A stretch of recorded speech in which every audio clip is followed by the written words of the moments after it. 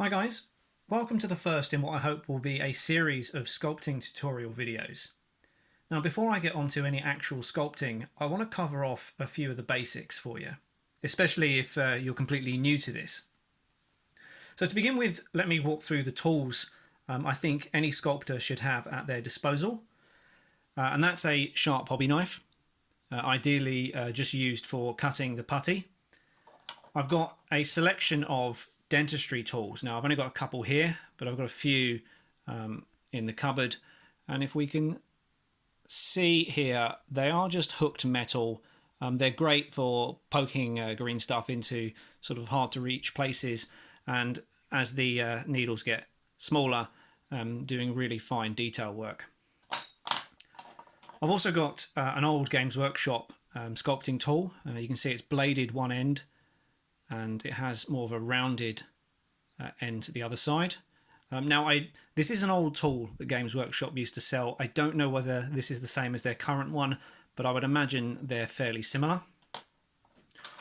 And then lastly, I've got a selection of rubber tip sculpting tools.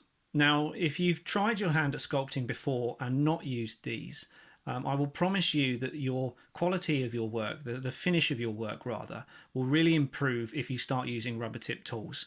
They have a slight flex to them, which means they can smooth the green stuff out much more than the metal tools ever could. The two that I like using the most is this one here, which is rounded to a point, and this one here, which it's rounded on the back, but it has more of a chiseled side here. So they're the tools I would suggest picking up. Now as for the putties, the two that I use quite frequently is green stuff that can be purchased at any Games Workshop and obviously various places online, and Milliput, which I tend to get off of eBay or occasionally off them in the store, Hobbycraft. Now Milliput standard is great for the block work you could be doing on a big sculpt.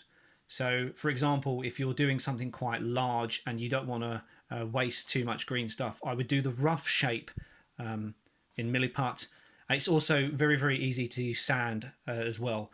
If you try and sand green stuff, it tends to just tear. It kind of has almost like a fleshy finish, and the sandpaper just tears chunks out of it, whereas Milliput will file and sand back very, very smooth. So yeah, use Milliput for basic work, and then green stuff for your fine detail stuff. The other thing you're going to need to have to hand is a pot of water when you're sculpting. You want to keep the tools you're using wet all the time. Otherwise, you run the risk of the metal or rubber tool sticking to the putty and then pulling it off the model, which obviously you don't want. One other thing I would like to point out is plan your sculpt. Bear in mind that when you tackle a project like sculpting, you're not going to get it done in one sitting. So for example, if you're sculpting a face, I would suggest try and plan out, right, I'll do the eyes, forehead now, I'll do the nose tomorrow, cheeks, so on and so forth. If you try and sit down and do it all in one go, the chances are you'll get the nose in the right shape you want, but then your thumb or one of the sculpting tools will push it out of position when you're doing the cheeks or mouth or what have you. So yeah, patience is key when you're doing this. Now lastly, I want to just focus on green stuff, and especially when you're mixing it up. So one side is the hardener, the other side is the putty itself. And the thing to bear in mind when you're mixing this up is not only do you need equal parts of both, exactly the same as if you were using the Milliput, is you're going to want to remove the center part of this putty. Now, as I said, one's a hardener, one's the putty. In the center here, they've been sat next to each other for Lord knows how long in the packet. This middle bit here has started to cure. And if I was to mix this together now, you're going to be left with a small square of semi-cured putty that, if you're doing large work, might get buried underneath what you're doing. But more often than not, I find that it surfaces somewhere near the surface, and then you get this wedge of square putty sort of sticking through the work you're doing, which is obviously not ideal if you're trying to sculpt a cloak or something like that. So I'm going to cut out the middle of it and then get rid of it.